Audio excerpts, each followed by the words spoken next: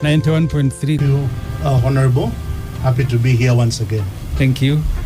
We have the man himself, Chief Finance Officer, the people who are benefiting from waivers and charging us a lot. You know, I've been making a lot of noise here. We power from the old Ginger Dams is at 3% the unit, and theirs is at around between 9 and 11. So I keep complaining. I am happy God has brought him. The Chief Finance Officer of Jagari Energy, Mr. Mayuko Taremwa Kananura. You're welcome. Thank you, Honorable Ssemujju. Good morning, listeners. And I'm happy to be here. I will answer all those questions. We'll start with you before we go to Professor Sejaka. The complaint from an ordinary Ugandan, including MPs, and MPs are ordinary, by the way, because at senior 6 you can enter parliament. So we are ordinary people. So we need to understand two things. First, the disparity. We are told from the dams constructed using Ugandan money, the old dams in Jinja, the power there is sold at 3 cents. You will explain to the ordinary listener to understand those cents, whether they are in shilling, in dollar, and the way you measure those units. But from Bujagari at either 9 or 11 cents, and we are at the same time buying power very expensively from Bujagari, but also giving them waivers. Almost in every financial year, all the tax bills will have a waiver. So as the world quarrels with Trump over their tariffs, and so can we start from you? Please, let us understand why and the benefit of this contract between Uganda and Bujagari. Maybe you are the one to blame for the high power tariffs in the country. Thank you very much, Honorable Ssemujju. Good morning once again, listeners and viewers.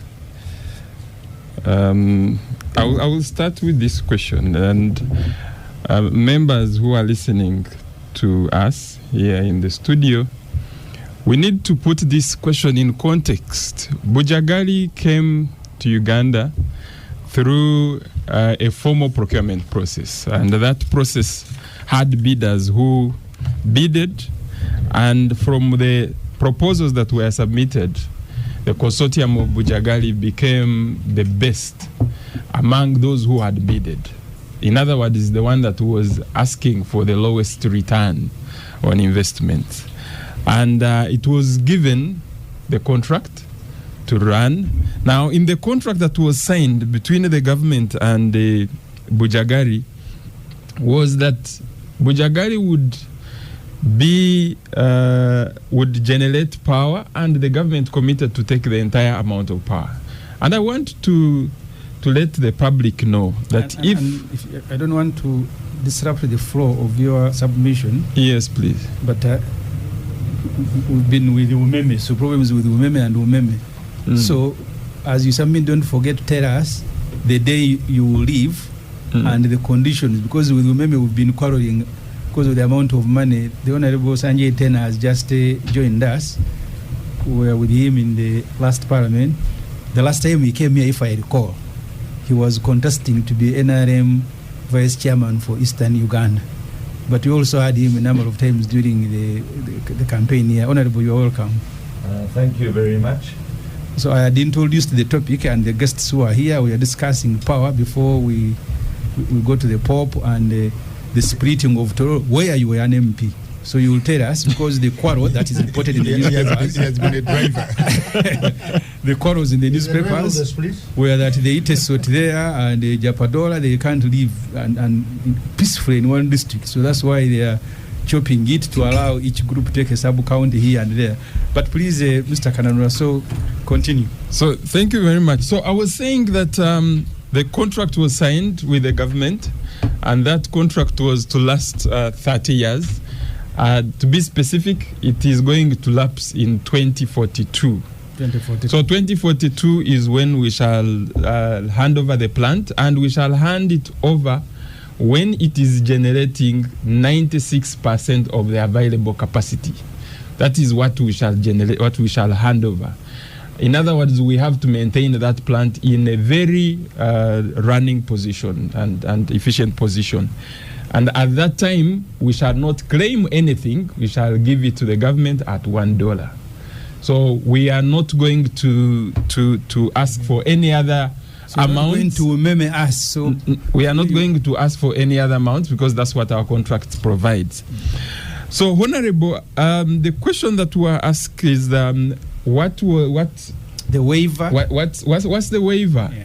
Now, from where I had reached, so when this contract was signed, the government committed to taking the entire amount that is generated.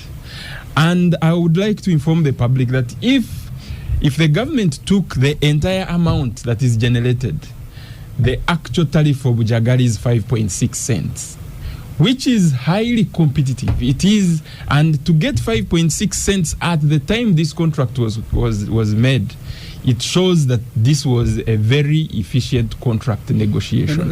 Let's help people who are listening to understand, because you said if they were taking all the power generated, yes, just give us the situation as it is.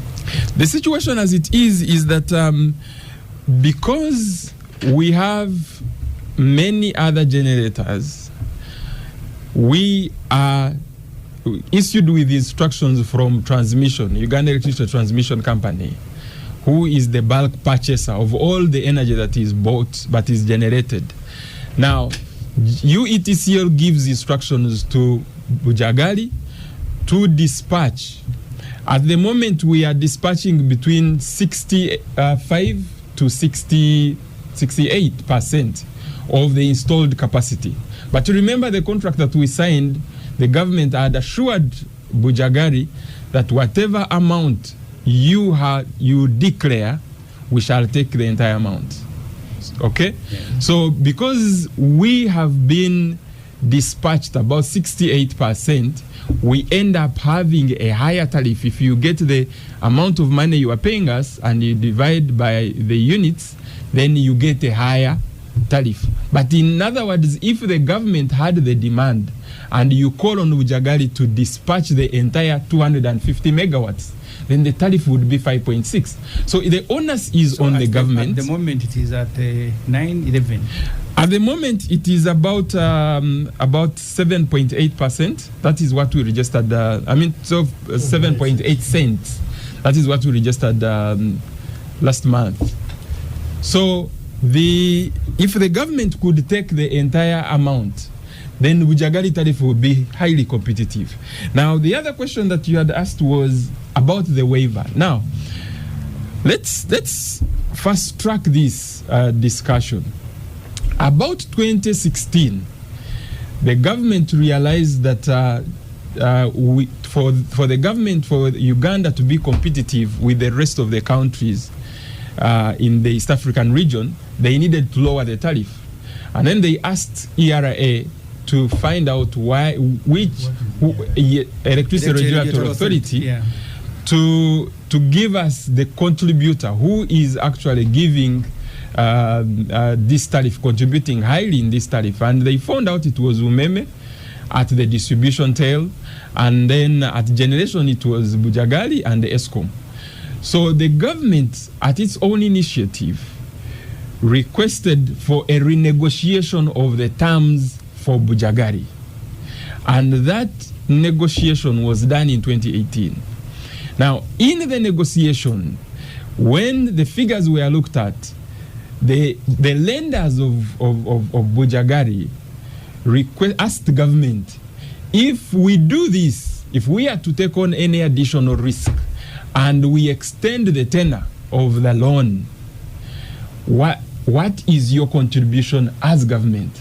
So the government in that negotiation promised and committed to the lenders that if we are to achieve the 5 cents, for us we shall waive off the taxes for Bujagali, because it's a pass-through.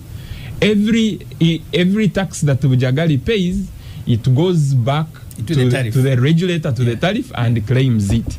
So for the government to reduce, to achieve the 5 cents, they committed that they will always provide a waiver to Bujagali.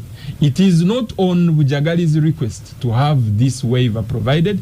It is the government that committed for it to achieve the 5 cents. And I have tried to model what exactly that means. If that waiver is not provided, because Electricity Regulatory Authority has, the one that issues us tariffs on a quarterly basis, has modeled this. And they are saying that if the waiver is not provided, then the tariff will increase by 4.7%. And we've not had any tariff increase of that magnitude. So I will switch to Professor Sejaka. What I pick from you is that first, government is consuming, or Uganda is consuming, just about 65% of the power you are generating. Yes.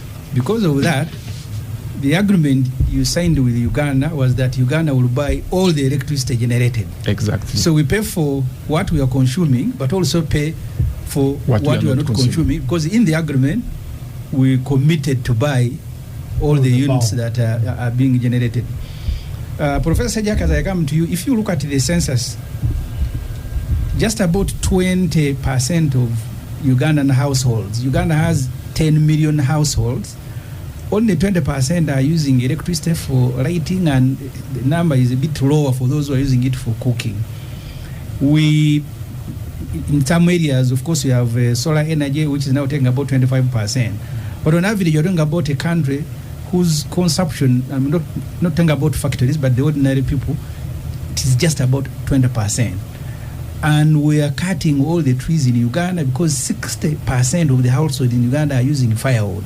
So from your knowledge and having worked with many of these organizations in many capacities that I will not have to say today, so where do you think we can begin correcting mistakes we made in that sector for us to be able to save our environment, be able to consume all the powers we are generating? Where do we begin correcting the mistakes, if you can tell us the mistakes and how we can better that sector? Thank you very much, Honorable, and good morning, listeners, once again. I think, let's first go back in history and look at what happened. You are going to No, I'm not going to go. I'm not going to go 1986. He wants you on the mic, so each time he disrupts you, you. I don't know how you came from Namland and got here, but I want peace from people from Toronto. Yes, so when you go back in history to the time that we I'll ask you, Professor, to use the microphone. Okay, can you hear me now? Yes. When we did the restructuring of Uganda Electricity Board, we created 3 organizations. So we had UEGCL, which generated, we had UTCL to transmit, and UEDCL to distribute. For UEDCL, the concession was given to Umeme. Now, when we had UEB, we had the wholesome view of the sector. So you planned to generate energy, you planned to transmit it, and to distribute it at the same time. But now when you have 3 different companies, you have people dealing with the issue of generation, you have people dealing with the issue of transmission, and you have people dealing with distribution separately. So we have ended up with a situation where you have oversupply, but you had not planned for the dispatch, the offtake, the transmission.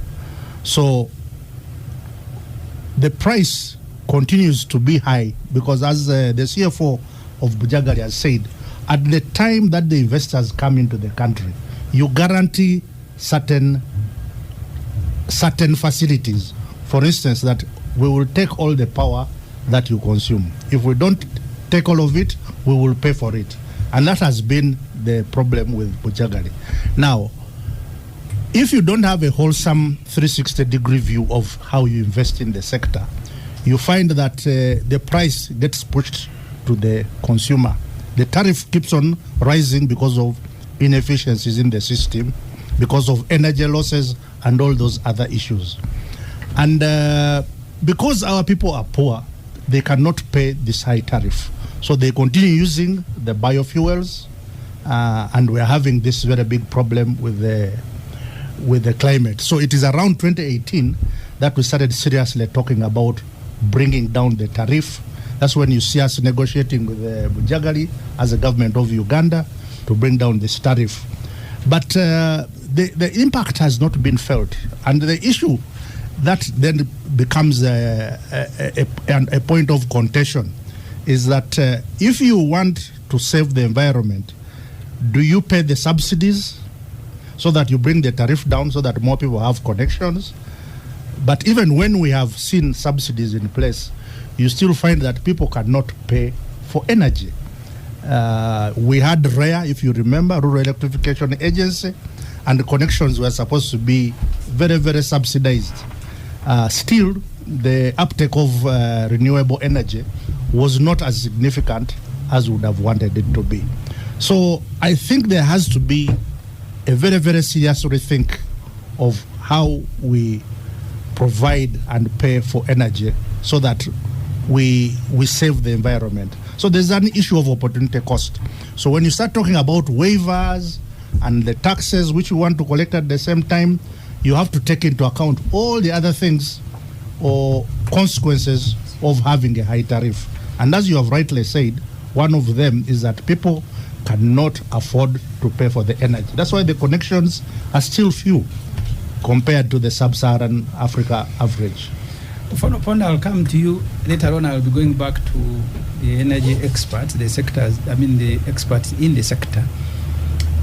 Part of the reason our public debt is as high as it is, consuming 38% of the total budget, because this financial year debt servicing is 35 trillion in a budget of 72. Next financial year, it is debt servicing is 27 trillion in a budget of 71. Part of the reason public debt is gone high is because we've been borrowing to develop this sector. In fact, if you read almost all the reports of World Bank or IMF, they emphasize the issue of the energy sector, that for any country to develop, you must have stability there. That's how you attract investment. Question is to you, who is part of the government, part of the ruling party, is that you invited Bujagali, they came, invested, they are generating 250 megawatts, but you have no capacity to consume it, yet you pay for it. So which sort of government are you that bring electricity and you just look at it? You are like a villagers. I was in Roham. They look at the electricity pole, but they can't get the electricity into their houses. Well, I'm glad Professor Ssemujju said, let's go back in time, in history. We had not invested in building new energy sources since 1954, when the Owen Falls Dam was built and commissioned. We did not put sufficient resources in maintenance. By 86, or even when Bujagali came, I think we were producing power at 60%. So really, the situation was desperate. If you're in a desperate situation, most of us go to borrow, either in banks or from friends. When you are desperate, you take the offer that is available.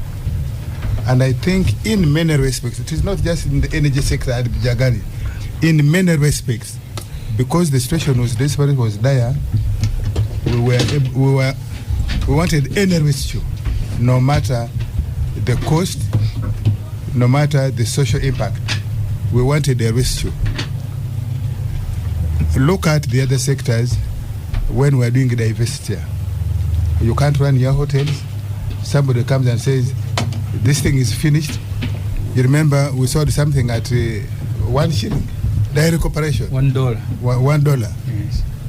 So that's one part. Desperation creates despondence. Despondence then leads you to the kind of days we have had. The second one was, did we have experts that can negotiate competently? So if you are, because you are using civil servants who have, the most they have ever sold was a cow. Now you are negotiating complicated matters. Or chicken. If you come from Toro, it's unlikely that you would have even sold a cow. Most likely it's just a goat. But you are now the commissioner. in charge of negotiation. How much leverage, how much expertise? But the cows in Tororo are actually big goats. Big goats. How much expertise do you have when you meet Bujagari, which is a consortium of international experts and lobbyists? You hire. Part of even if you were to hire the expert, somebody will pose as an expert and you hire them. Do they have? That's a second leg. Why we are in the situation we are in. Then of course there is a complicity, connivance, which these days we could say corruption. Somebody says this is the situation is very bad and this is the offer available. But when they have been oiled by the people who are going to buy your property, and I think we have had this in many sectors, not just Bujagari. You remember that Bujagari, Ssemujju, I was in Parliament as a reporter. And you remember the accusation in the 6th Parliament against the Committee on National Economy, Committee on Finance, where MPs were flown from Uganda. And the president came public about it, that our members of Parliament, and remember it led to the transfer of a minister. You remember the $10,000? I don't know. Yes, I remember. Yes. You remember the $10,000? A minister was removed because of accusation that he had taken. He went to New York. That's where he got the money from. Now, if here people can be bought by $10,000, at that time $10,000 appeared to be big money. So that's the other one. The fourth area is the infrastructure. And if you connect Bujagari to Umeme, how did we end up with Umeme? The president recently came about it, said by the time the matter is reached him, people had already concluded the deal. The people who were supposed actually to advise him had already concluded a bad deal. So yeah, but Oscar, you see, Ofono, you remember the 6th Parliament, the Honorable Kazoa is buried this week. The president was very angry with them because they stopped him from signing AES Naire Power. And remember, one of the clauses in that agreement, you were in Parliament, was that Uganda was going to guarantee water levels in Lake Victoria. Up to now, Museveni is still quarreling. Yes.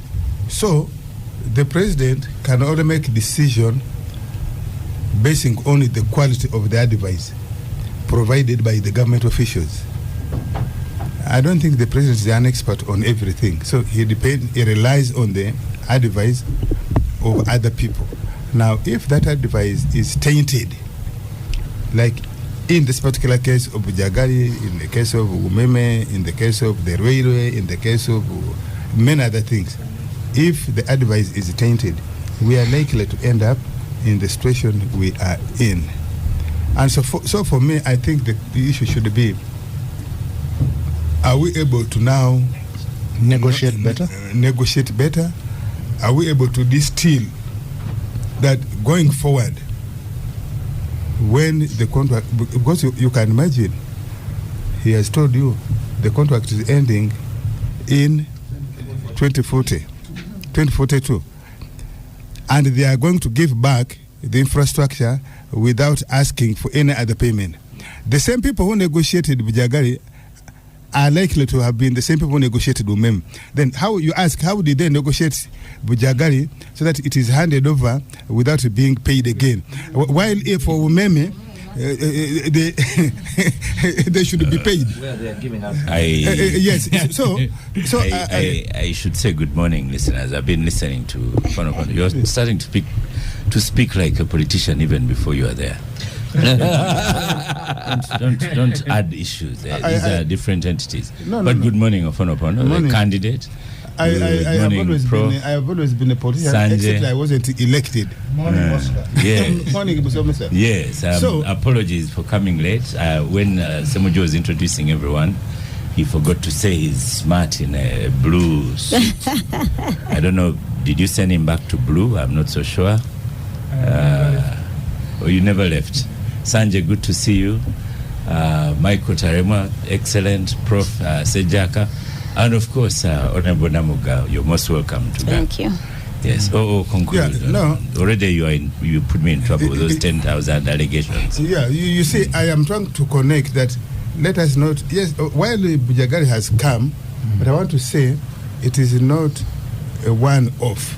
Okay. It has been a strand in public sector management that, because of the things I have said and the others have said, we end up with bad deals.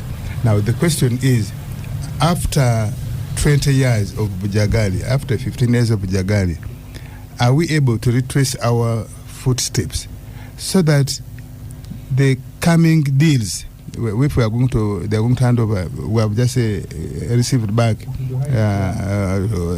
You can see Trump, even America, which everybody praises. You can see the president announces tariffs, and 2 days later he cuts back. And you ask, on what basis did he announce this, make this tariff? So, this vested interest, for example, can spoil an otherwise a good venture. And so, for me, the main issue should be, are we able to correct the mistakes? And I think there's a sense in which I see in the cabinet, in parliament, in our experts like the Sejakas, I think we are now saying, wait a minute, can we do things better? And I think we are in the right direction. We got saved, we got salvaged, now we are somewhere. And even when you say, when we signed and said we are taking all the power, at that time, I think there was the view that when you say Uganda is open, investors will flood in. We did not realize that the world is for competition. While we are opening, Kenya is also opening. And the investors we are expecting to come here will go to Kenya, will go to Rwanda, will go to other places. And so the consumption remains stagnated. And so if you have made that commitment, a good government, a good dealer, you should live to your commitment. And so for me, I find no big problem, government paying them for the power we said we would take, and yet we are not taking. At that time, remember, we didn't have solar.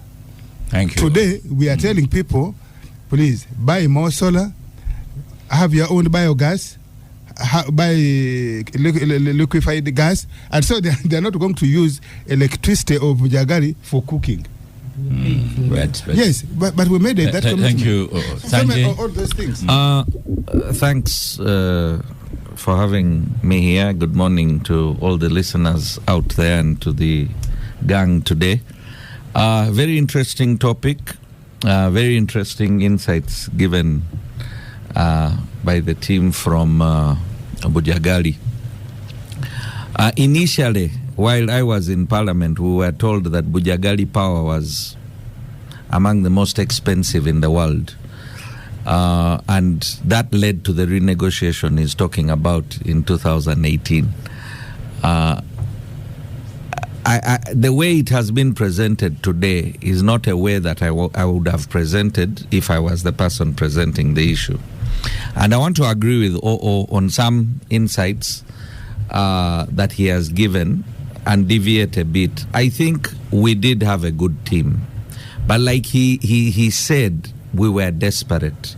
If you remember, before the coming of Bujagali, Uganda developed exponentially, industrially, population-wise, and our growth was phenomenal. And the power sector could not cope.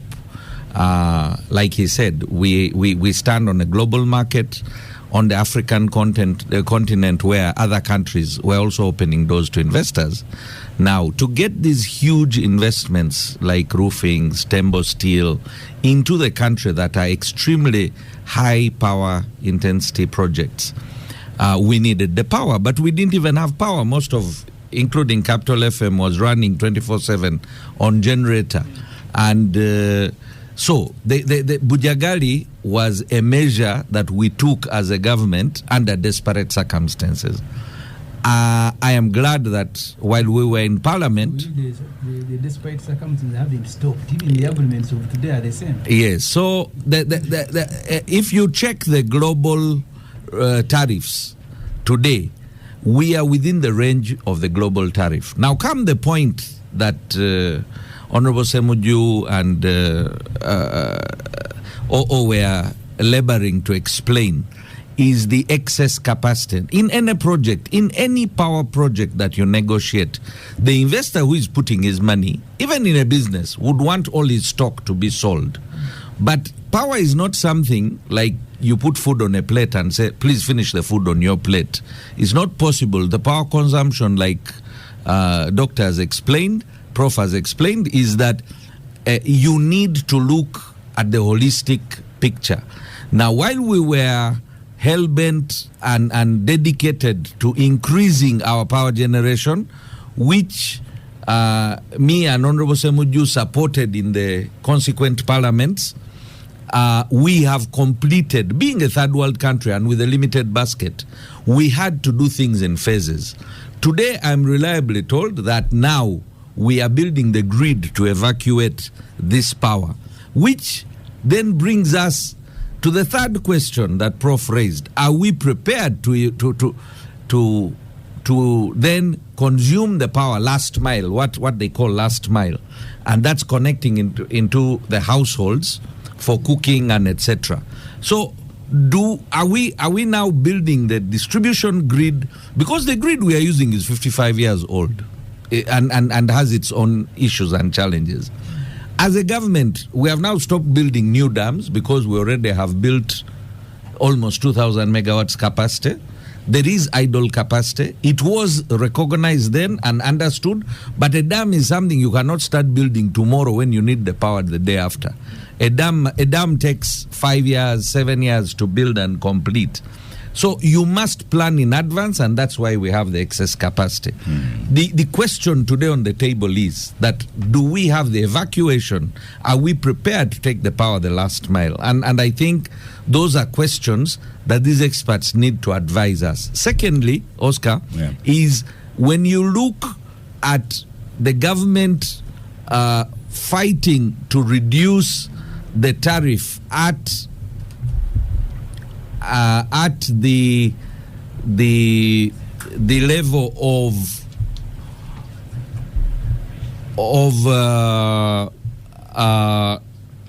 household level, the consumer level, the consumer tariffs. That we as Parliament, Honorable Ssemujju would bear me witness, as Parliament, as leaders, including the President, has on several occasions come out and said that what Umeme was doing, because the contract was given to them. Now, that's where I differ with OO. We had to pay Umeme because we terminated their contract earlier than the expiry date. In this case, the Umeme contract was 20 years. Yes. It actually came to an end. Yeah. So, but they had that clause that they had actually applied for a renewal. And it was within the agreement that they were hoping to have it renewed.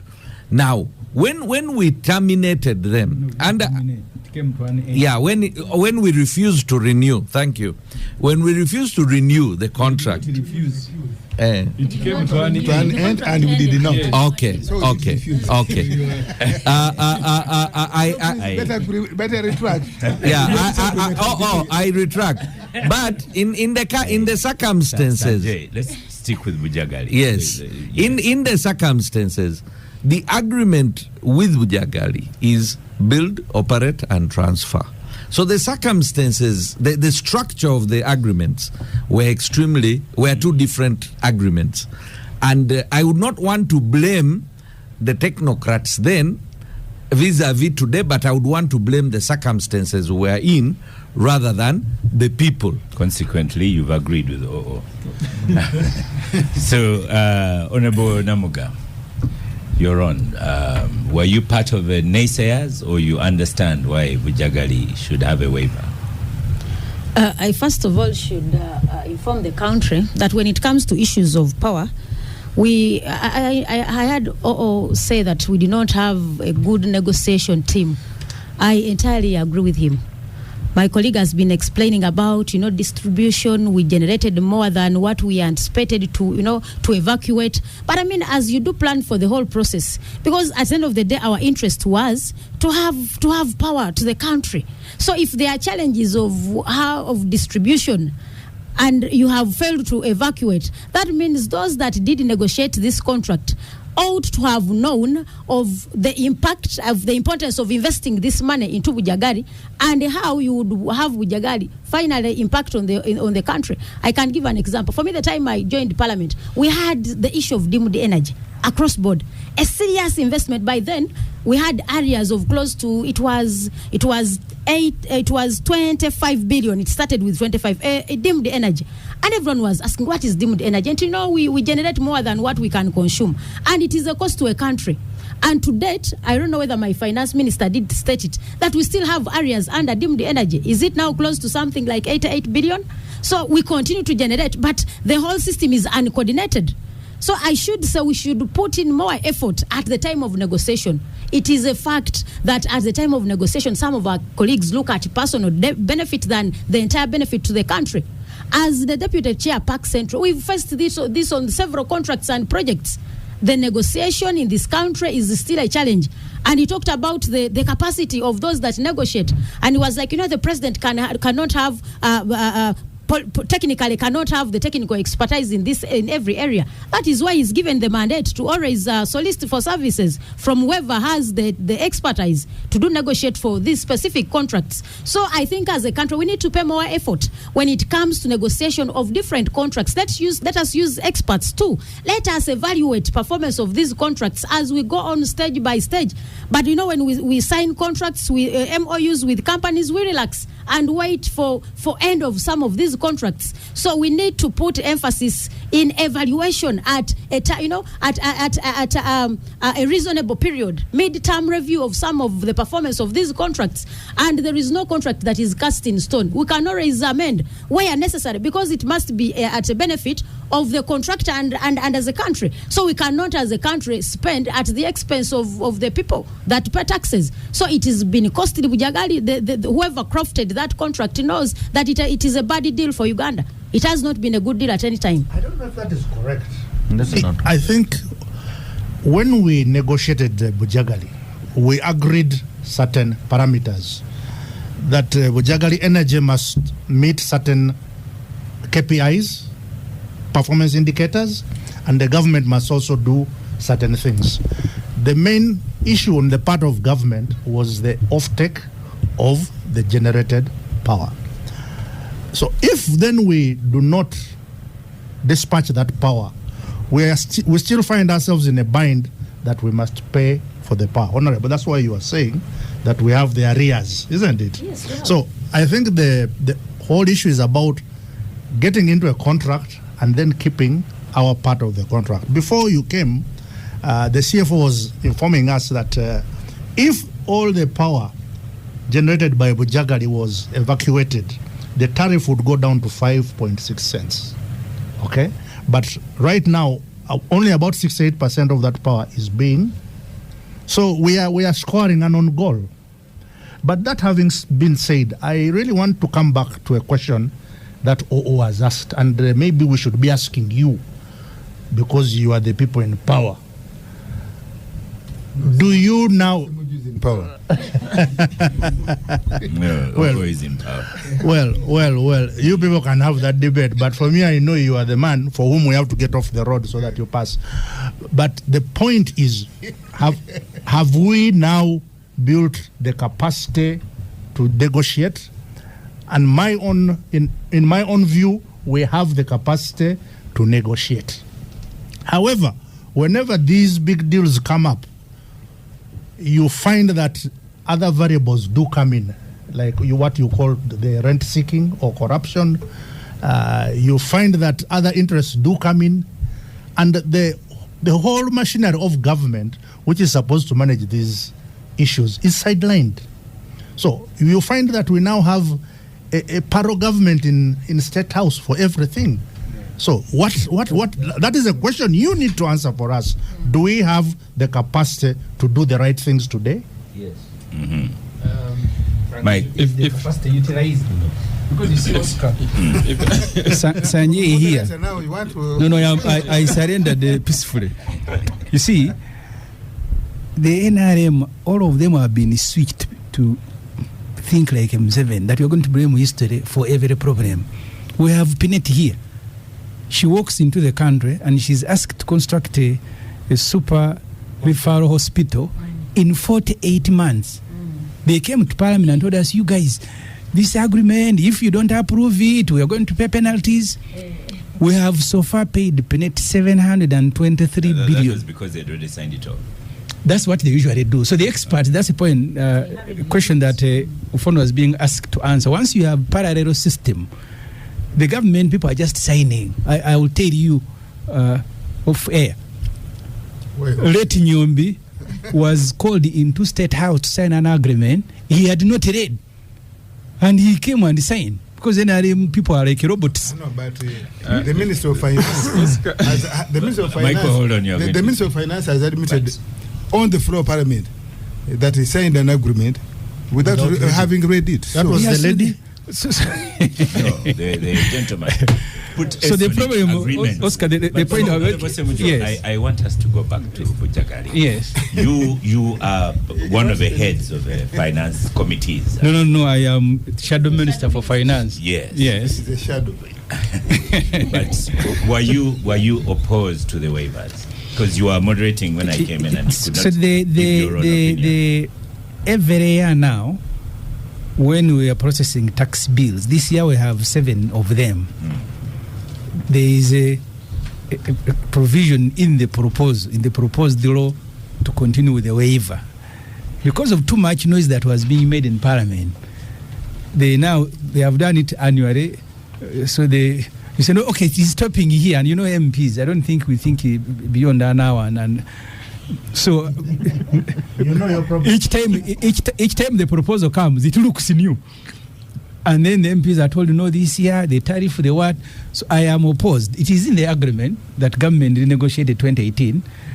So our hands are almost tied, as they are in all the NRM agreements, because they first conclude the agreements and come to you at the end that this is the agreement we have with Jagari. Either we go and negotiate, remove the waiver, and you pay the higher tariff, or if you want to maintain the tariffs at a certain level, affordable. So I am opposed to all these handouts to so-called investors. I mean, we are the only country where an investor, I'm not talking about Aga Khan, I'm talking about many others. You just walk into Uganda, you are given a free land. But even the money to invest, Uganda will give you. So you come here, we guaranteed. No, eventually that's not true. No, we guaranteed. But there was time the president was proposing that we use the money we are saving. Yes. I remember we were in Parliament with him. So final, I'm coming to you, Mike. So I am not sure that all the money was we had the money here we are saving as a country, and the president said we need to give it to Jagad. The Honorable Ssemujju, first conclude. So if you had Trump tendencies and you are in power, what would you do with Bujagari today? Where we are now, because you see, every decision you make for or against an investor is going to become a global problem. I remember one time I met Stambik when they were coming here. They invite all sorts of people. I was in the media. And then I went to meet them at Serena. They wanted to collect as much information about Uganda. So we will need now to reverse this when Museveni and his machinery has gone. You cannot correct the current agreement. It's very difficult because they are going to affect the investment environment in the country. You recognize it. Of course. But also you recognize that we only have 20%. As I was listening to your statistics coming in. This is not my statistics. It is you, boss. Right. 20% of the country are the ones using electricity for lighting, not even cooking. And then 23, I think, if I am correct, use solar. So, but the cooking is less than 10%. So that's why I was quarreling with Ofono Opondo. We've borrowed money, we have to pay money. The energy, the power is available, we are not utilizing it. Yeah. But we pay, in every budget we have money to pay. Okay. So, just 1 minute. The doctor had said things end up in the State House. No, he said they begin from there and end there. No, where we are, and he said there's parallel in the State House. Yeah. Worldwide. And even in our constitution, that's why the constitution gives the president the title Fountain of Honor. When you are in a desperate situation, like I said, there are investors who will say, I cannot invest because of the following insecurities, unless the president himself gives me guarantee.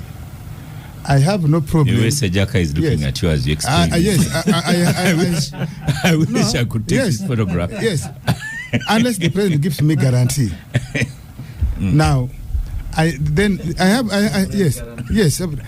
have no problem the president attending to these people and giving them guarantees, but it should be us who service the president. What is the quality of the briefs we give about each investor? We have seen Trump now. He's saying, I am here. All countries should come and negotiate with me directly.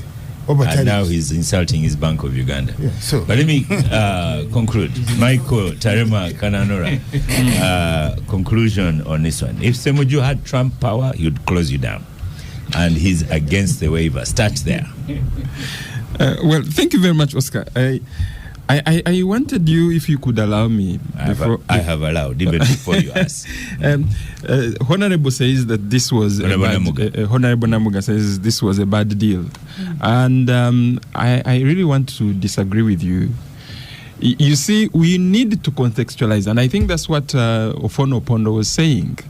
At the time Bujagali came in, let's really look at the statistics. We were spending $9.5 million per month in subsidy.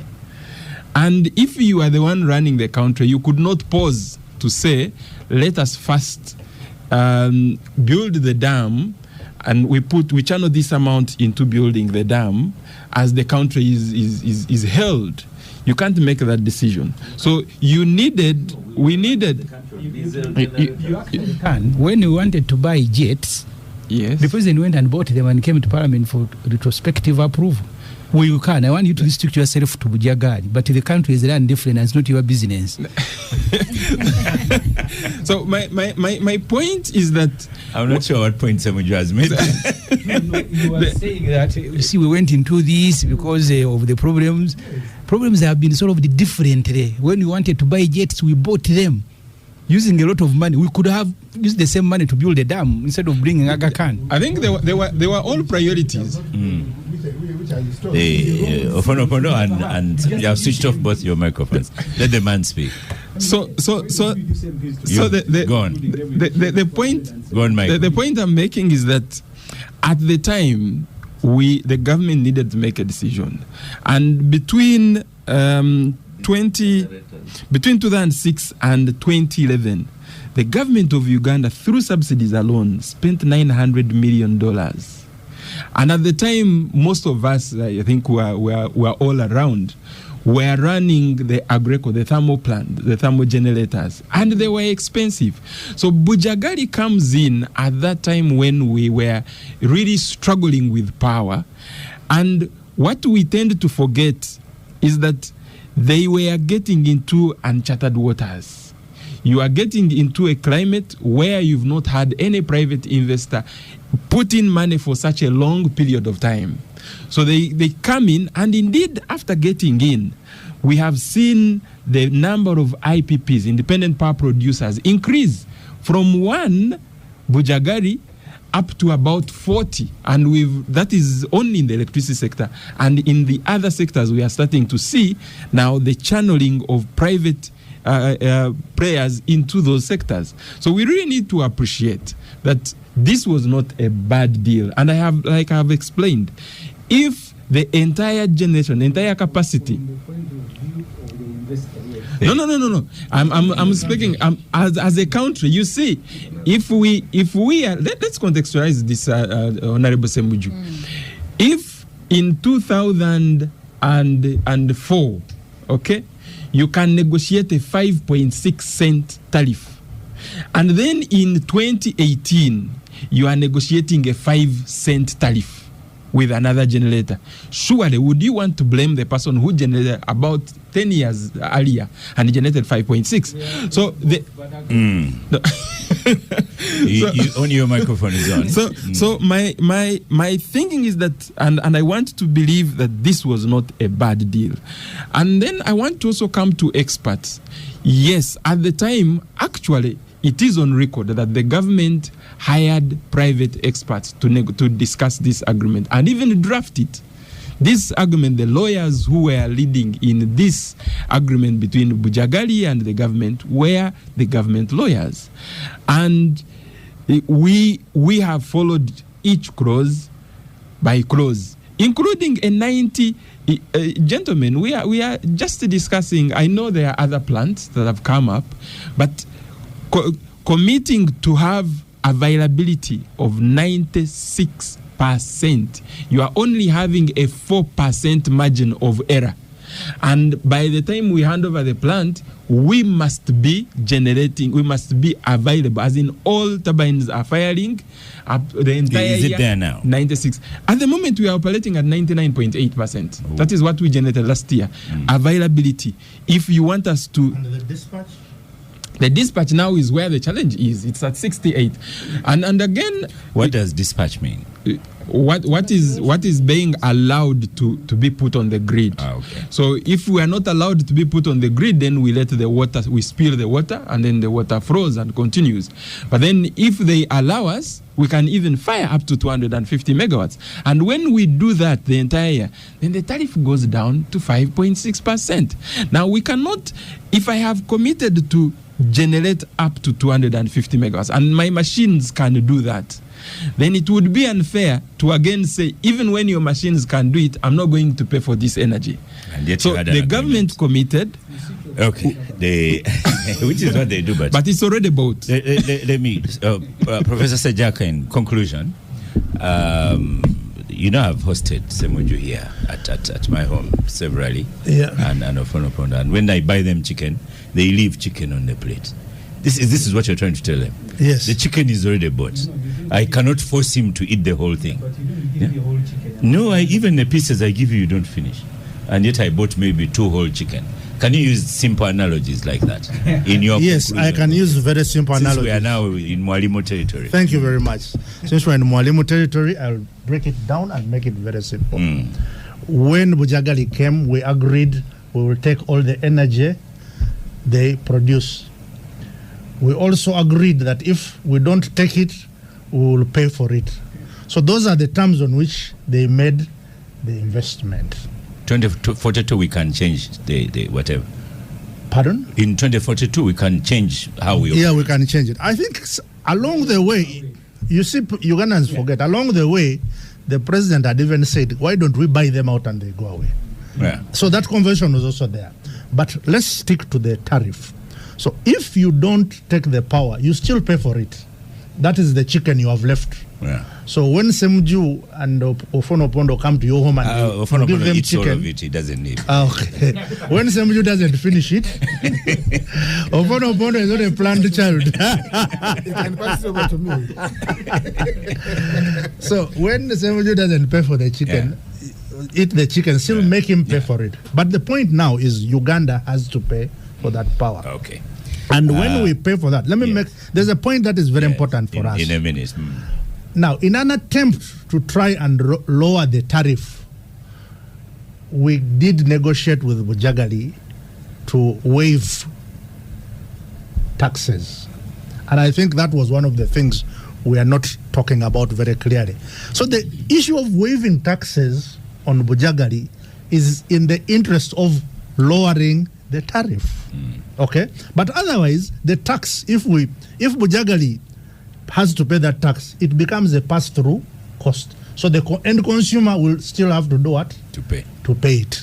So that is you see what the Ssemujju yes, but you are getting, there are social benefits for us as a country in terms of having a lower tariff, isn't it? Yeah. Because we are saying the power should be Thank you, Professor more Sejaka. affordable. Final word, Michael Tarema Kananura, as I dispatch you from the studio to use your own language.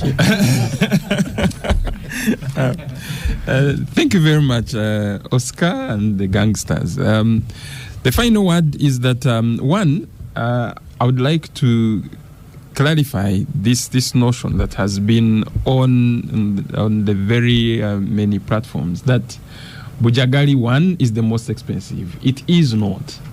The contract that was signed between the government and Bujagali is in fact 5.6 cents if the government does its part of the bargain.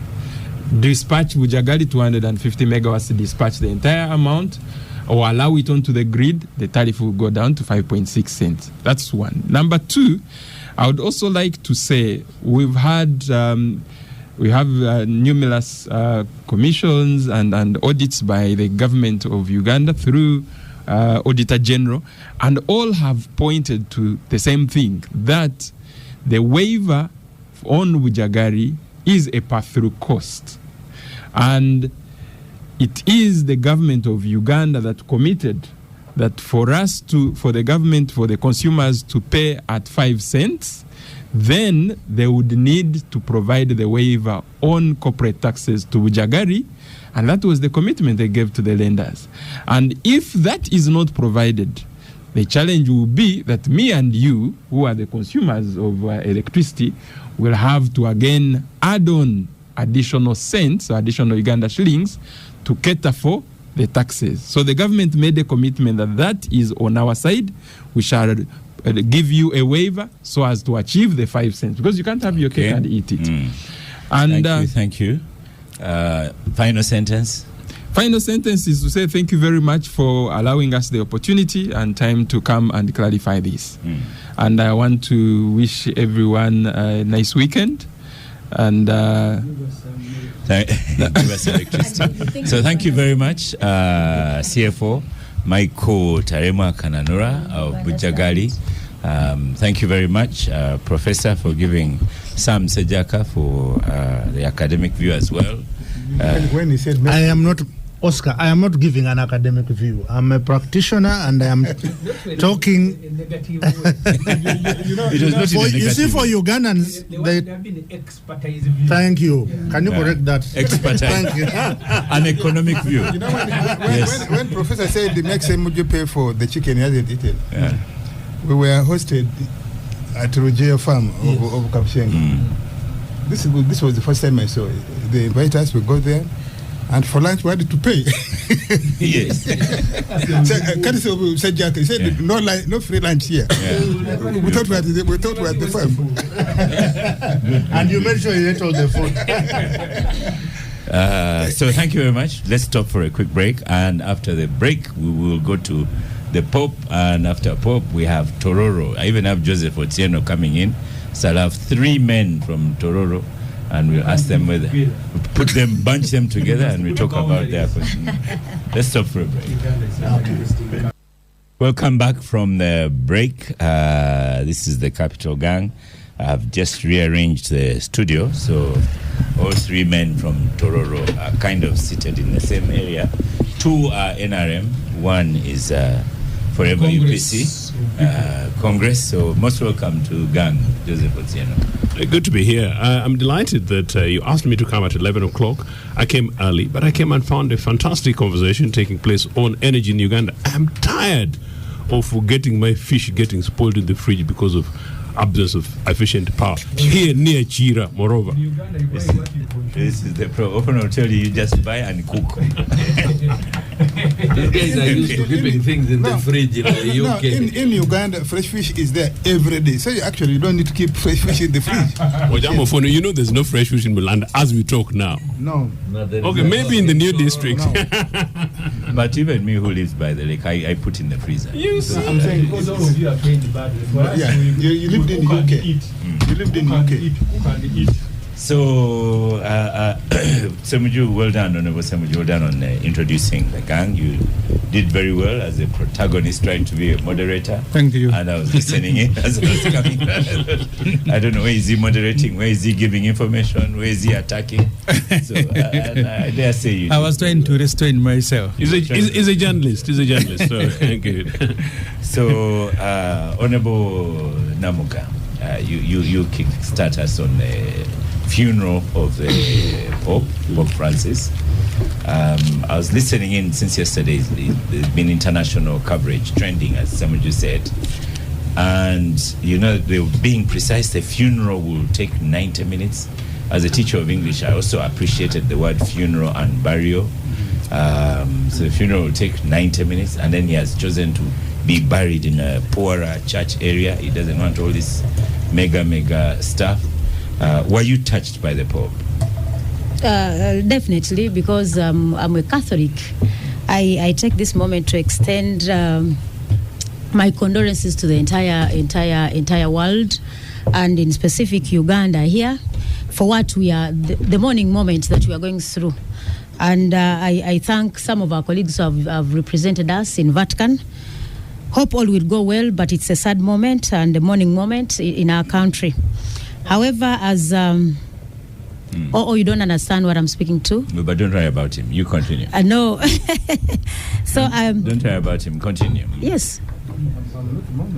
It's unfortunate on your part, but I should say for the Catholic Church and the entire world, I thank those that have joined us, especially the leaders in this country. Everyone was thinking about the good of the Pope, what he has done. I remember I visited Uganda, and every one of us was happy. He visited most of the East African countries, but the most moment that everyone remembers is the Sudan visit, where he really made statements about the insecurity in that place, and he had to really make remarkable moments in South Sudan. In Sudan. We wish them well, but he has died when the same conflicts are still happening and taking place. But as Christians, we remember him of one thing: humanity and humility in what he has been doing as a Pope. And I remember one statement that he made, that I'm very attentive about the needs of the people. And he has been so passionate about human rights. As of now, we speak about 81,000 prisoners versus the 21,000 in prison capacity. We are over. How should I say? We are congested by 377%. We still have political prisoners, those that have been in prison for the last 4 how many years without being presented to the courts of law. So these are very challenging moments when some of such leaders have come out to speak about issues of humanity and the rule of law in our countries as Africa. So the president of this country came up to tweet. He made a tweet about what the good about the Pope. But we've not lived up to, practically putting in place. Practically practicing what the Pope was speaking to in regard to human rights. So I should say we should stop lamenting and praising, such leaders than implementing what they have advised us about. Otherwise, as leaders in the opposition, we had some moments in Luzira where we met the Dr. Chiza Besigye and Dr. Obed and other political prisoners, many of them. But I liked the courage of Dr. Besigye. He told us, every time you speak about the political prisoners, that voice means a lot to us as a country. I had to recall what the Pope has been speaking about on issues of human rights. So I'll say the best that Mr. Museveni can give this country during the time when we are mourning the Pope is to think about his sons, the Bazukulu, as he normal addresses us, the Bazukulu in prisons, who has not aligned before courts of law. And it's not a crime to have multi-party dispensation in this country. So I cannot say that, we have learned a lot from this religious leader, but I should say if we've learned, we've forgotten all that we've learned from him. So the gift that Mr. Museveni can give to this country is to ensure that our colleagues in prisons are treated within the law and brought before courts of law for justice and fairness. Thank you, Honorable Goreth Namoga. You can pack a lot of information in a small response. Thank you. And Ofonopono was listening intently. But Honorable Ssemujju, did you know that the Pope has been calling Palestine every day? No, I didn't know that. He's been calling them every day and urging Israel to stop bombing. Makes me hate the West. They have different standards for Ukraine and different standards for Palestine. So the Pope, his last message was about Palestine, calling for a ceasefire. But of course, that call was landing on deaf ears. They are not hearing. But I have also read and followed his modesty. I visited Tehran when I was working at Monitor. Khomeini, who read them in Revolution 79, all he left was a container and a winter coat. It is a monument. People go there to see those two things. That's all he left. The trouble many of us face here is that while Ssemujju tells people of Chile are going to fight for you, they will see you growing and the people you are fighting for are not. Seven came here, he said he will buy his furniture from Kawempe, he will be using plastic plates. When the Chinese finished constructing the new state house, his wife said the kitchen is not okay, I want to import one from wherever. So it is a challenge on all of us that the Pope, with almost everything available, he chose to live that sort of life. I remember his story when he was going to Abu Dhabi.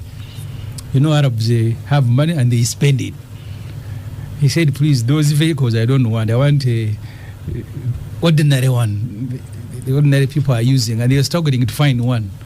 Even the one in Uganda he saw, they said they are going to preserve.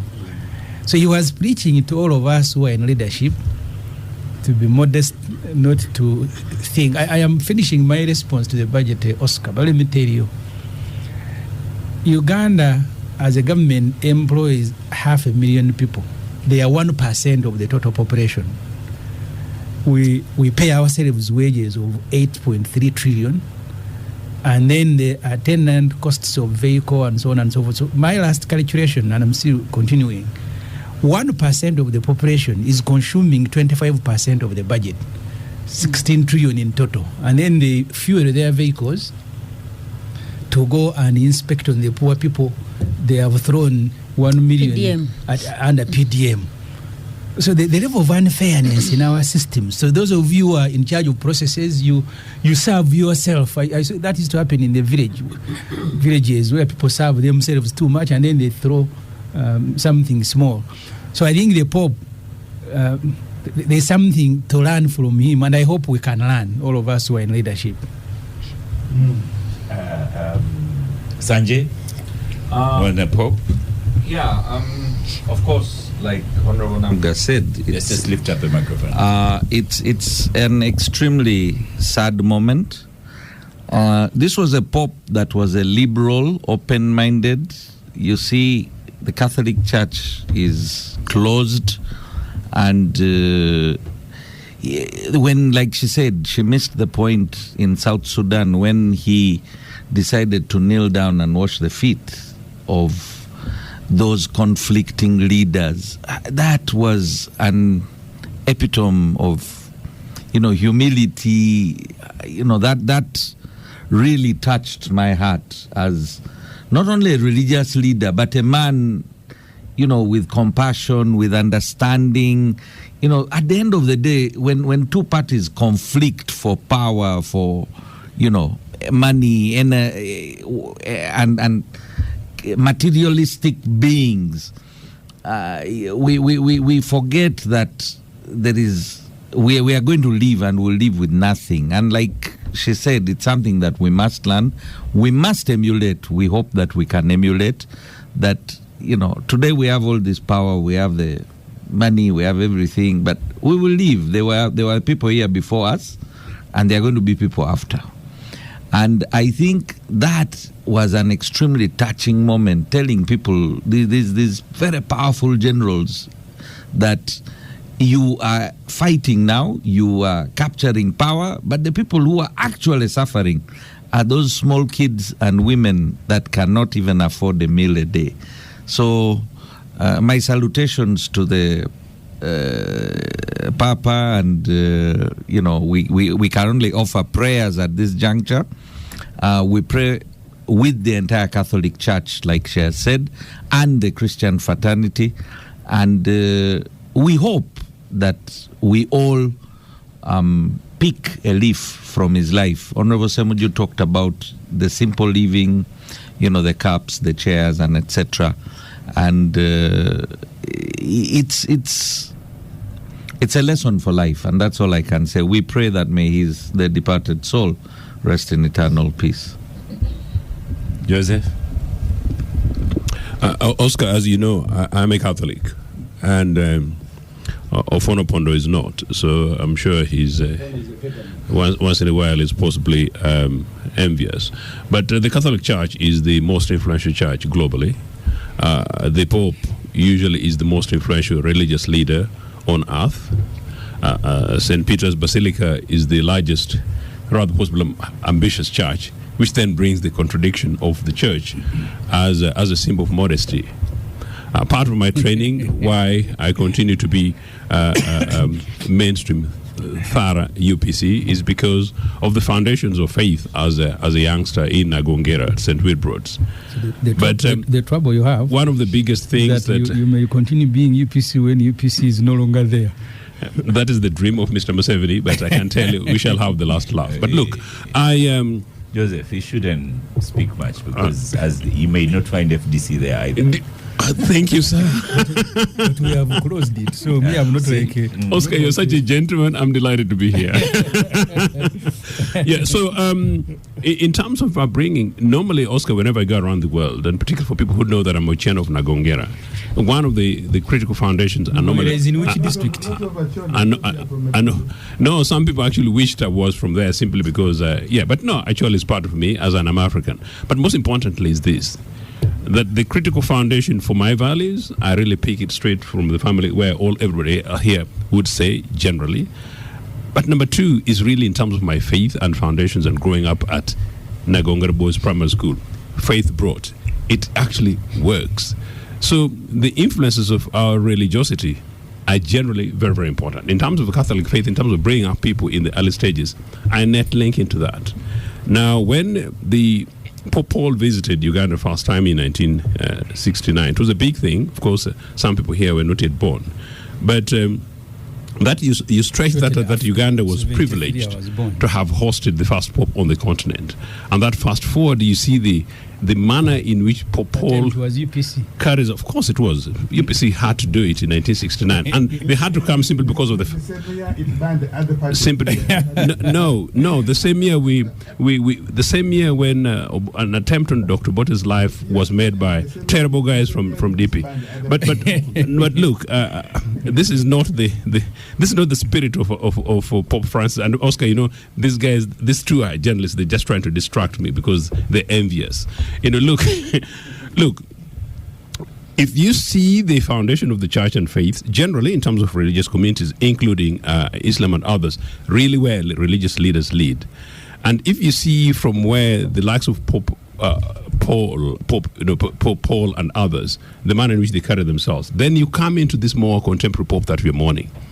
He came in as almost like a mini radical. In fact, at some stage, people didn't know which way he was going to go because of his boldness of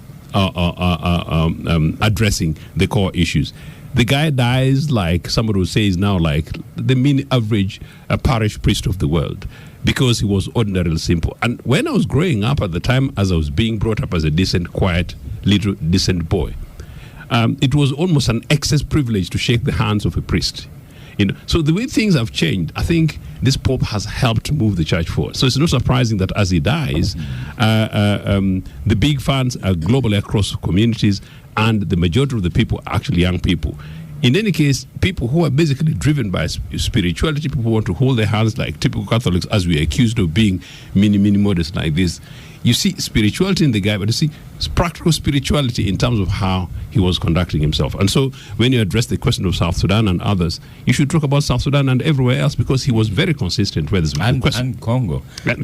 Some people have commented on the way he died because he did give a kind of a wave on Easter, and then the next day he went very quietly. And we all thought he had recovered from the major illnesses he was carrying. But I think most importantly, in a way, systematically from the time he came in, you know, and for me as a global follower on issues, regardless of Catholicism, he was very consistent whether it was Arab-Israeli issue, whether there's anything that was happening, conflicts in South America, wherever conflicts emerged, he addressed them.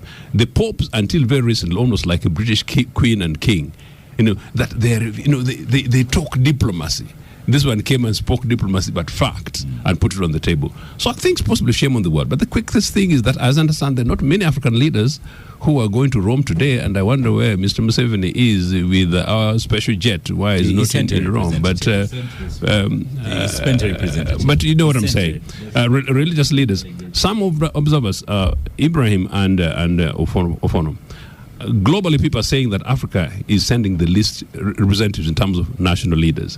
People are forgetting that actually at that function is where African leaders need to be able to up their game. Is it because that they're not giving it because... Is it because they think that it's going to be inconsistent with their conduct? But anyway, rest Pope Francis, and I hope that whoever comes in to take over is able to build on that foundation so that they're able to convey messages not only for Catholics but global spirituality in a very difficult world in which we now have explosive 1%. As Joseph says, you are why don't we switch topics? So you want to speak about serious matters? Yes, the Pope has been a global person. We are mourning. Your phone is going to spoil our morning. First, the Pope's death on Easter Monday, in my view, cheated John Kazora of deserved publicity in death. I want to start from there. May John was among the people who recruited me in '86. I worked under him. I didn't know that. Yes, I worked under him as SDA. When you were insulting them, I didn't know you had recruited. No, we disagree. When we did, I worked under him. His office was in Wandege there. That was the SDA. May his soul rest in peace. I lived in Rome. Did they know you were living there? For 6 months on the Tiber River across the Vatican. Wow. Yes, 6 months. I was doing a course there, journalism in emerging democracies, 1994. Who wasted his money? And they told us... Let me switch off Ssemujju. Saying Rome by the night. You go into the streets of Vatican, that's where you find prostitutes lining up. Oh. Yes, the Vatican and the Catholic Church cannot be, they have pretended for long, cannot be the symbol of modesty. No. They live in opulence. And then they teach the faithful that be modest. The Catholic Church live in opulence. The Vatican is the epitome of that opulence. The Pope is the one presiding over. I think the Catholic Church rose in times of backwardness. People didn't know. That's why the Pope. That's why the Pope, the Cardinal, the bishops, the fathers, the priests are almost demigods to the Catholic believers. Today, in the world of science and exposure, I don't think the aura that the Pope previously enjoyed is any longer. That's why the world is able to see through and ignore what the Pope is saying, Pope Francis. In Italy is the one that sinks boats, chases away immigrants.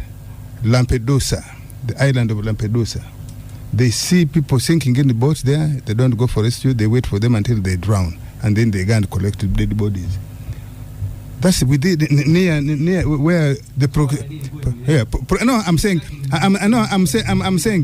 I'm saying the proximity of the Vatican to Lampedusa, and those things happen. So it can't be that the Pope is calling Palestine, Gaza every day, a church of Christians in Gaza every day, and is ignored. So I don't think the Pope is any longer as influential in the world. And so... A good thing you've said, I don't think. Yeah, of course, that's my opinion, that's my assessment. Yeah. So there's no reason. The Pope is like any other political leader in the world. And we are seeing this with America. Previously, everybody held an American president in awe. I don't think any longer that Trump is respected around the world when he's exhibiting ignorance, grand ignorance about world issues, even his own domestic issues. So, the Pope, in my view, yes, he has died. He's like any other person. May he rest. But, yeah. Yes, I was warning you. You see, on matters of religion and monarchy. You know, you see, the Changquans graduates who are moreover trained in China, they have the same view. Fono is entitled to an opinion. Yeah. And my views are actually accurate. Even the kings of the world. I don't know. Even the ones I thought you had ended. Even the ones over here. I don't think they have the same I thought Ofono had ended. They are being revered last week as previously. Last week, I had Agatha on the show, and you know, when all the gangsters who are campaigning, I'll give a microphone every week. So when he comes, and then when it gave, the topic was Ofono is standing for a parliamentary position. Mm-hmm. So Agatha gave an opinion that there's nothing to celebrate about it, and that there's nothing at all. So, no, but you see, that was her opinion. Yeah, that's okay. But you see, will be a good addition to Parliament. Yeah, thank you. I also agree. Because if you asked him to choose between the NRM MPs who are, including from the Prime Minister to the Vice President, now you're spoiling it. I will have Ofono Pondo 100 times. Oscar, yes. I don't think I need validation from the likes of Agatha and others, or even you. I stand for what? I'm not your voter, so I don't need you. No. But I'm a promoter. You wish me, yes. You're a promoter. Yeah. Last night, and every Saturday. Last night you promised me actually some dollar, so for this campaign. Honorable Namuga, you conclude with 2 sentences on the Pope, so that we wash away upon those comments. The only conclusion I'm going to make is about the way the Pope changed the burial for the popes, the burial. Can that be a message to us African poor countries? And for me, that would be a very big message to Mr. Museveni and his team. And Parliament, the whole country, as much as the reason as to why I'm talking about Mr. Museveni is because he's held accountable on the way you spend resources. He's the chief of everything. So can we borrow a relief from what the Pope did from these so many vehicles? Yes, there's so many vehicles that the president has, the luxurious life. You know, you begin with how government spends, because once government is luxurious, it has an impact to the way the country is run. So that will communicate big to the Kwanjulas that you are talking about within the community. But as long as there is a lot of luxury in the way we spend public resources, I'm telling you, we are becoming a problem to this country. So how I wish as leaders we can copy a riff on that, and it can be a good message to our people and the future of our children. We're stopping for a breakfast, Joseph. You know, when I asked Honorable Namuga to conclude, I was wondering where we were going. I'll come back from the break. Joseph, you wanted to make a quick comment before we go to Tororo? Really, we and as you make a we have comment, to. Yes. Joseph, I have Nora Waraga. Sometimes we've invited her here. Yes. She says Pope Francis' succession came about because of mega scandals surrounding his predecessor. Will the legacy of Pope Francis sustain, or will his successor revert back closer to the past? It's unlikely. And Vatican leaks scandals, on my mind, the jury's out. I think really my hope, and Nora raises an important question. I really hope that whoever comes in to replace Pope Francis builds on from the foundations that he actually made, because it's extremely important as a radical way of actually addressing some of the things for which I think some of his predecessors and other religious leaders, bishops down across the world, were possibly in many cases living in denial. But actually, if they didn't, then we would see this church going towards another stream in terms of the directions where the church, particularly in Europe and North America, is going. But I just wanted to say that away from the political representations and examples and pushing the agenda for it, that actually the burden of responsibility clearly now lies with the cardinals around the world, archbishops around the world, bishops around the world, priests around the world. Thankfully, I have fantastic parish priests around Nagongara and others. But that this guy should go ahead and emulate the livelihood of the Pope. So if the guy at the Basilica St. Peter's in Rome could lead the life of Pope Francis, then what is the average life of the guy living in an average bishop's house anywhere across the world, particularly those here in Africa?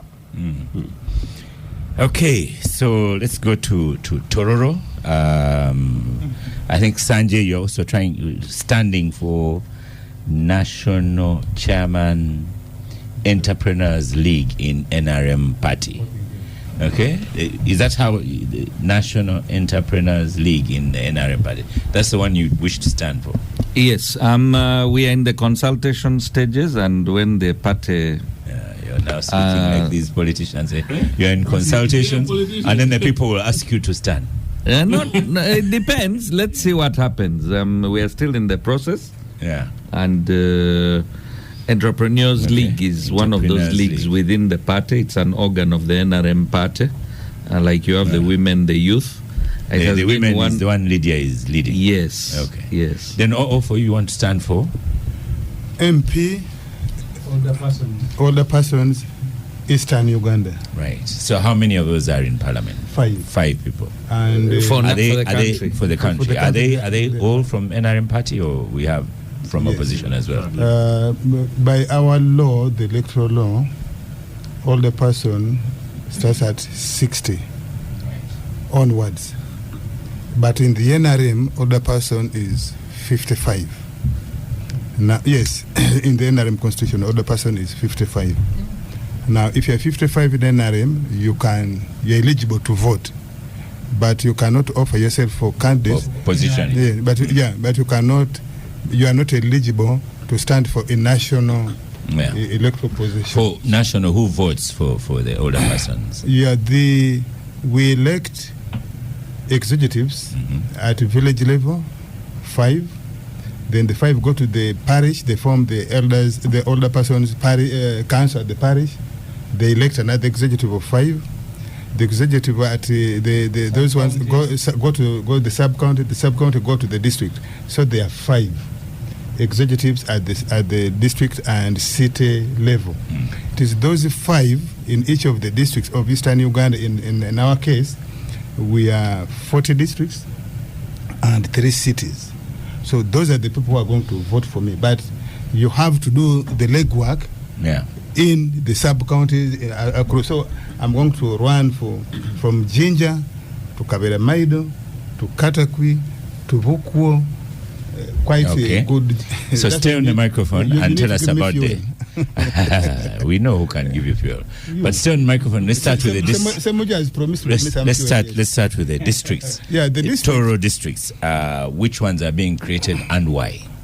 No, the controversy began 17 years ago when the side, what we locally there we say the Teso side, that's Toro County, because Toro is made up of Iteso, Japadora. Those are the 2 main, but there are a number of other smaller ethnic groups. For some reasons, our politicians began 17 years ago to say they can't live together.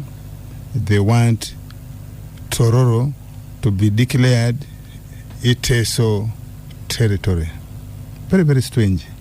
And the people who did that, there has been intermarriages. The people who do that, they can't even speak Ateso. They can't.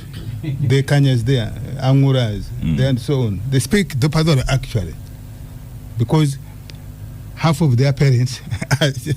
But anyway, strange things happen in politics, and they have taken us this direction of tribal, ethnic, chauvinism and sectarianism. It is not the most desirable thing we should have gone for. Tororo had been dismembered into Busia, Butareja, Budaka, Parisa, Kiboko, Butewe. All those were part of Tororo. But because of ethnicity, people demanded, the first group to demand were the Sami of Busia. So they gave them Sami Busia district. Then Butareja, the Banyoli, demanded the district because they said they are not compatible. So they went. Then the bigger Parisa split and went into Parisa. When they reached Parisa, the Bagwere now, Kibuku, Budaka, Butebo, again along ethnic tribal lines. So that's the unfortunate part.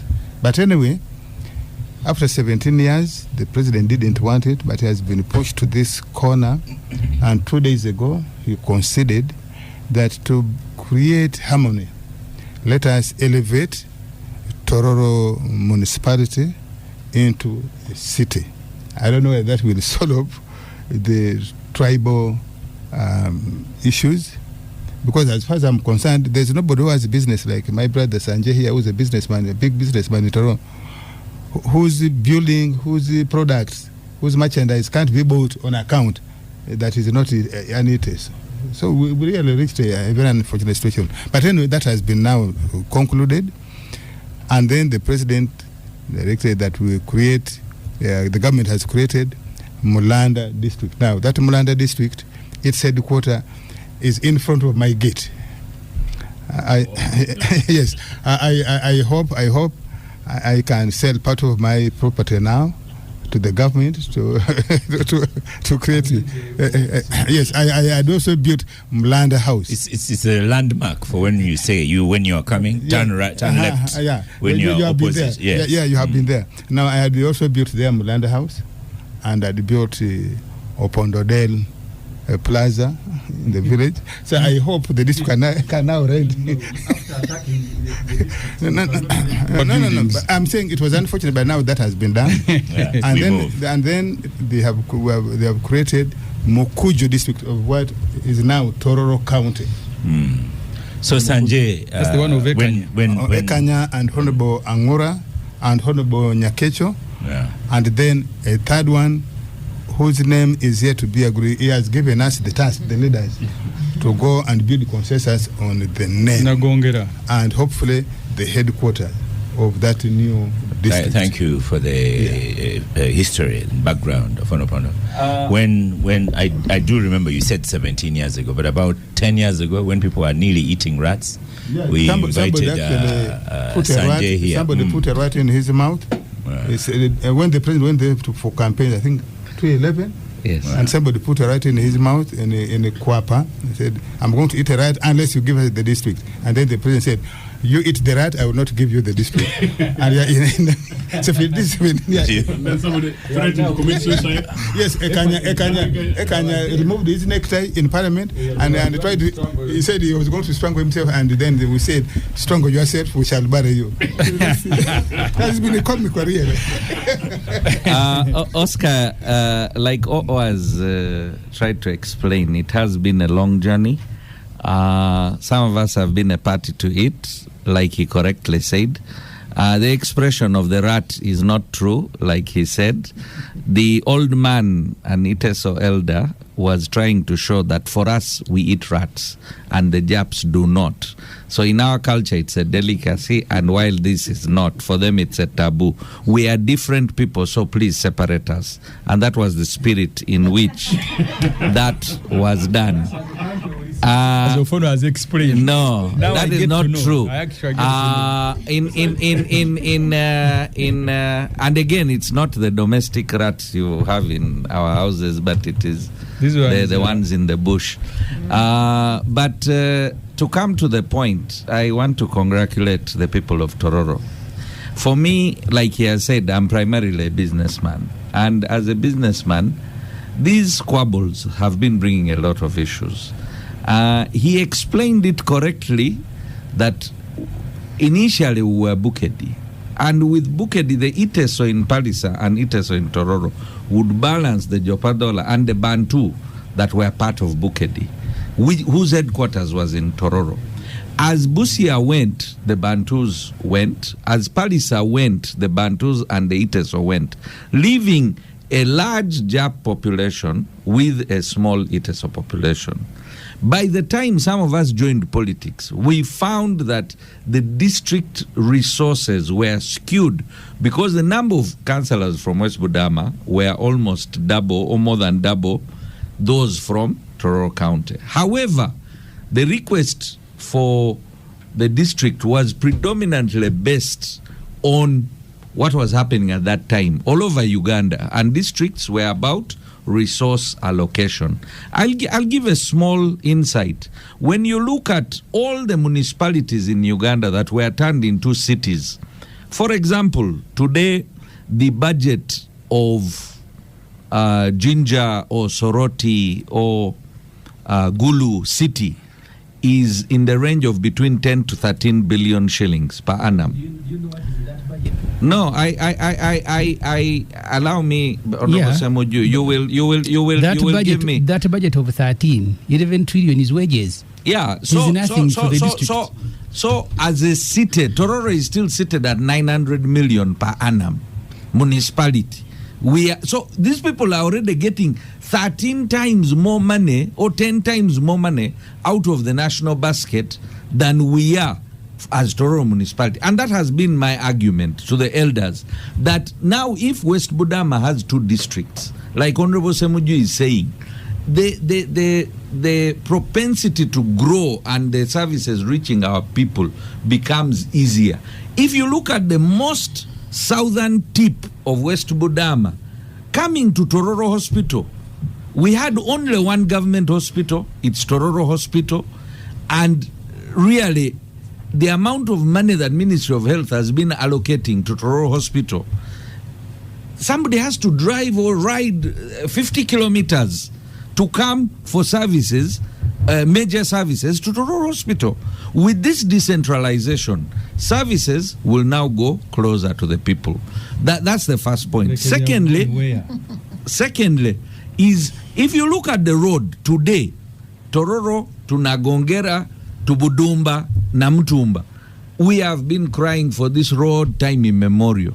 We hope that with this extra budget that the new districts will get, we will now be able to connect Tororo to the Great Tirinyi Road and open up the business opportunities of rice growing and all the vegetables that are grown in West Budama, like fruits, tomatoes, and onions, etc. At the moment, the only market we have is Tororo town. The third advantage that comes with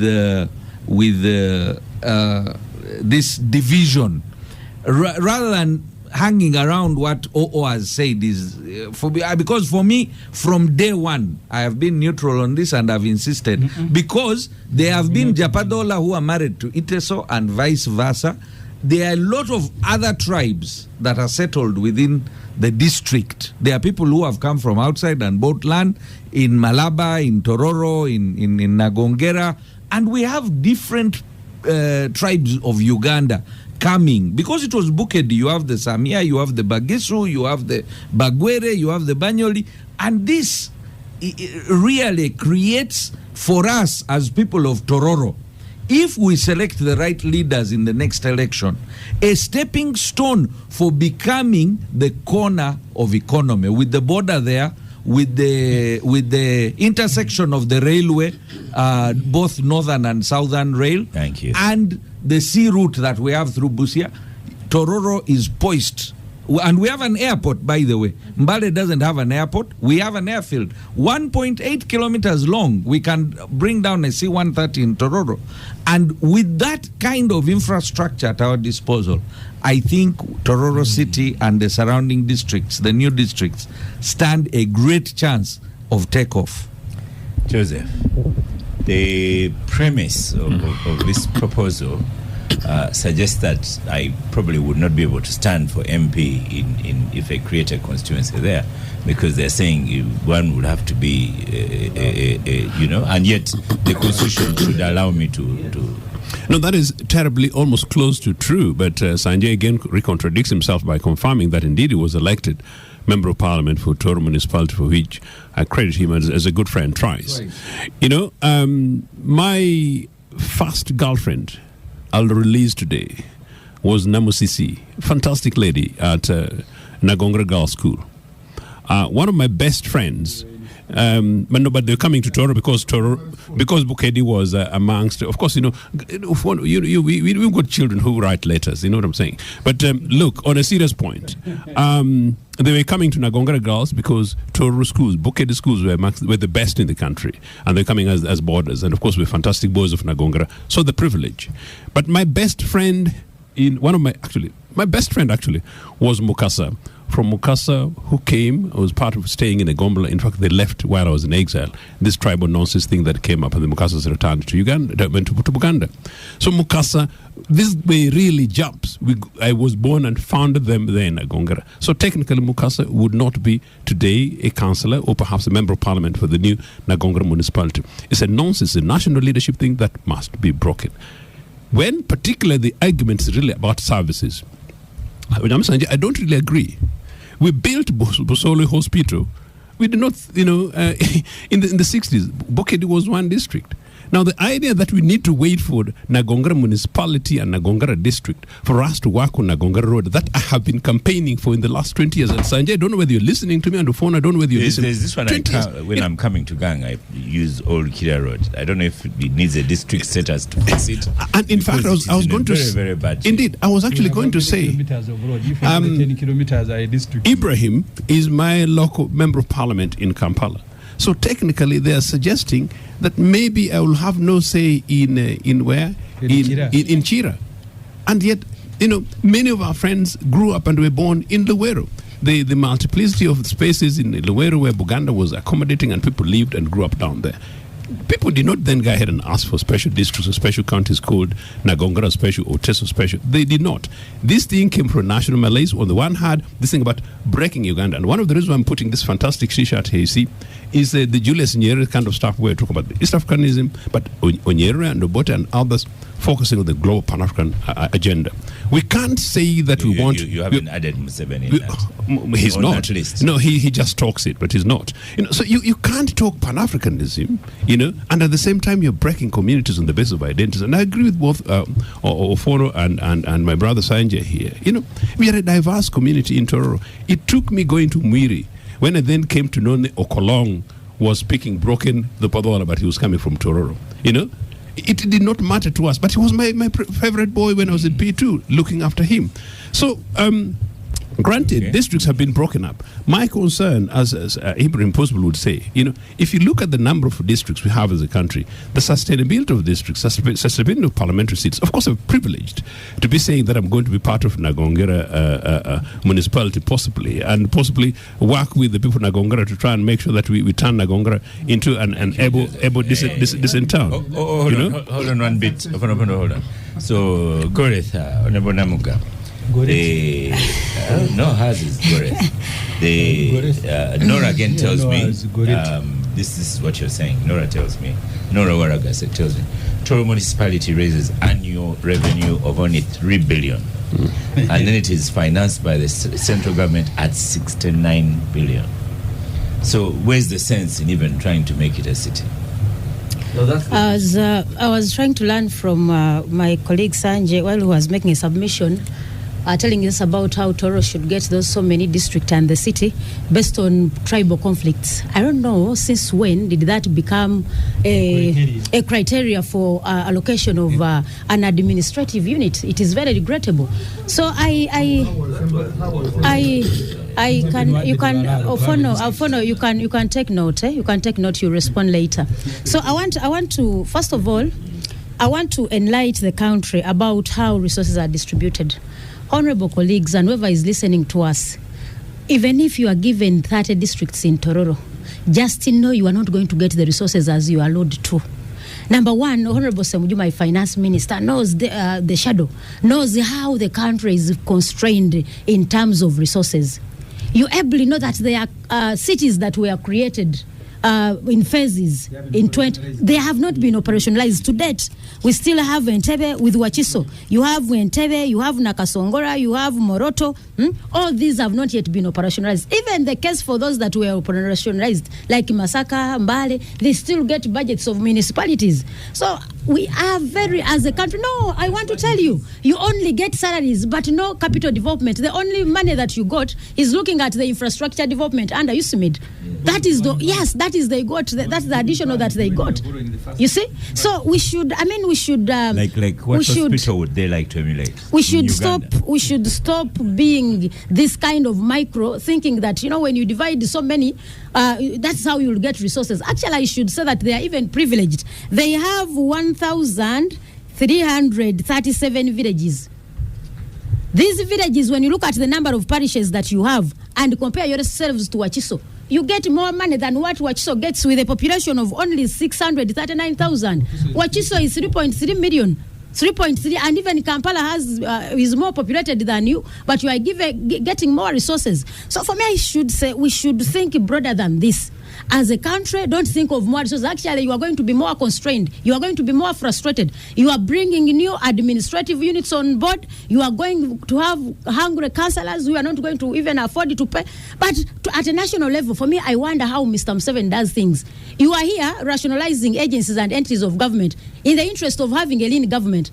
Now, allegedly, you want to have a lean government, and they told us that they saved close to 1.3 trillion out of that rationalization. I want them to make a calculation on how much we are going to spend once you have the 3 purported districts and one city for Tororo. But even if it was for fairness and equitable distribution of resources, what do you take of Wachiso?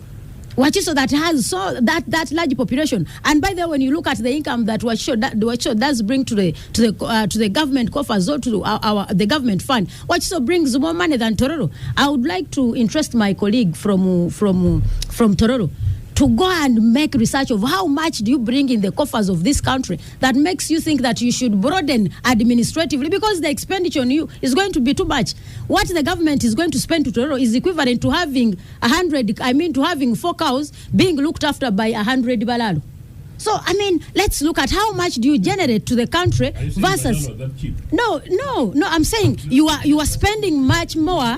Yes, 10 balalo to look after, So, we should look at how much do you generate to the country and what you are soliciting for. The people of Toro are very unfair to this country. Look at the population that you have, look at how much you generate to the coffers, and make a better bargain. Otherwise... that is why we are that. Actually, for me, I'm even disgruntled about how Zimbabwe was divided into four. We have 4 counties now. We have 5 members of parliament taking care of a population of 300 people. 300, just 5 members of parliament. I've never believed in that. Yes, these are the things we should be looking at. So instead of soliciting for piecemeal, So this piecemeal. That's what all started with. This piecemeal creation of to split on tribal sectarian. I don't agree with it. So do you agree with that? Now it has come. We have to live with it. No. So assume if others also came out with the same criteria, would you also allocate? That since our formula for allocating central government resources on the districts, yes, our place will now get additional resources, and I'm glad for that.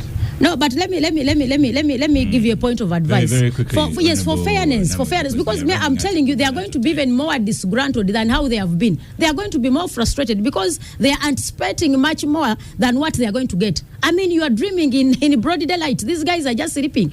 Why didn't you propose for at least one city and 1 district? Why do you have to move with those so many? Why? That's very interesting. Why didn't you move for that? Let me squeeze in on Hon Ssemujju, so we've run out of time. You see, Karamoja, 1.4 million people, 6 district, I think. No. 9. 26 MPs. I want to interest everybody to read the UBOS report about Karamoja.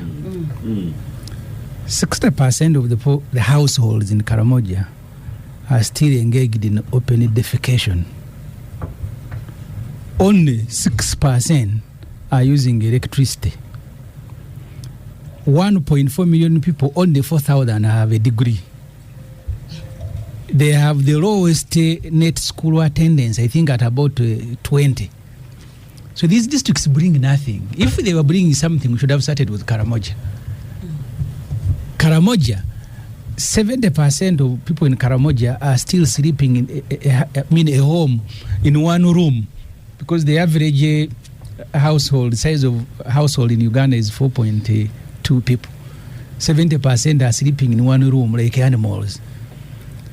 So all the statistics about areas that have been given district status are not bearing Honorable Sanjay Tana out. Wafula had a discussion with Museveni when Museveni was creating Ssemujju and Wojiri. The discussion, Museveni had refused to create Wojiri. He said it will spoil his politics in Busoga. The Wafulas and others wanted it. Then he said he's creating Ssemujju because he wants Bararo. They are not Baganda. Seriously? Yes, he did. You need to speak to Wafula. So Wafula asked him, won't that spoil your politics in Buganda? He said Buganda is here in Wakiso. So it's not an issue of resources. I don't know, Sanjay Tana, you were one of the best MPs. That I will say whether you are here or not. And I will want to have you any other day in Parliament. You and Otada. No, he's no longer. Him and Otada were independent at one time because he's no longer in Parliament. Oh, okay. Yeah. The time he was there and Otada, they were very good MPs. You cannot make these arguments of an LC chairman, the arguments you are making today, because you are above that 100 times. 100 times. All the are you saying he's going to make the grade of LC1 chairman discussion? No, I am saying the argument. Even in Parliament, they were better than us. Him and Otada, they were extremely experienced, knowledgeable. They were better than us. We are learning from them. But today is that LC1. Today the argument. I am shocked of the unresolved Toro issue. Him in Parliament, when you are borrowing money to do the infrastructure in the municipalities, go to all the municipalities where the roads have been done. They have zero money for maintenance. The World Bank has brought money, we do the roads and abandon them. Then Honorable Ssemujju, as the shadow of finance, surely you should argue now that we have made the roads, argue for money for maintenance. From where? Not even I should. I have argued from the very beginning. From the very beginning. We just need a policy review. Toro is under. I want to thank you need the listeners of a Capital Gang. Thank you so much, Honorable Goreth Namuga. We've been missing you. Honorable Ibra Ssemujju, soon to be Honorable Fonopondo, soon to be Honorable Fonopondo, soon to be Chairman Sanjay Tana, Joseph Otieno, lifetime UPC member. Thank you so much. Thank you, Star Cafe, for powering the gang. I am Oscar Ssemujju. Okay, you can still hear the noises going on. We apologize for online access. It doesn't mean so good, but our space on X, formerly Twitter, has been excellent. I am Oscar Ssemujju, and I shall see you next week.